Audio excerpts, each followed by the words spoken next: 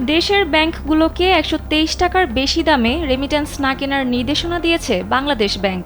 মৌখিকভাবে এ নির্দেশনা দেওয়া হয়। এর ফলে ডলারের দর আরও ৩ টাকা বেড়েছে। কারণ এতদিন ডলারের আনুষ্ঠানিক দর ছিল ১২০ টাকা। মঙ্গলবার কেন্দ্রীয় ব্যাংক ও বেসরকারি ব্যাংকের কয়েকজন ট্রেজারি প্রধান এ তথ্য নিশ্চিত করেছেন।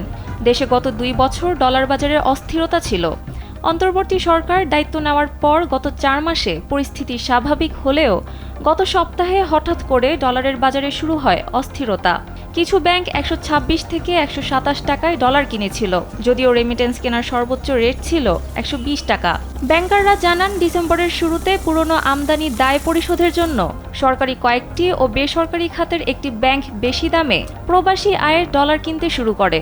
Double million offer, Walton fridge কিনে পেতে পারেন ২০ লক্ষ টাকা, রয়েছে কোটি কোটি টাকার নিশ্চিত উপহার। এতে বেশি দামে ডলার কিনতে বাধ্য হয় অন্য ব্যাংকগুলো, ফলে হঠাৎ করেই ডলারের দাম বেড়ে যায়। তবে বিদেশি এক্সচেঞ্জ হাউস থেকে হঠাৎ বেশি দামে ডলার কেনায় ১৩টি ব্যাংক চিহ্নিত করে সম্প্রতি তাদের কাছে ব্যাখ্যা তলব করেছে বাংলাদেশ ব্যাংক। ব্যাখ্যা চাওয়ার তালিকায় রাষ্ট্রীয় মালিকানার ২টি এবং বেসরকারি খাতের ১১টি ব্যাংক ছিল। এরপর ব্যাংকগুলো রেমিটেন্স দর কমিয়ে আনে। গত ২ দিন মার্কেট ভালো থাকার কারণে রেমিটেন্সের দামও কিছুটা আগের তুলনায় কমেছে।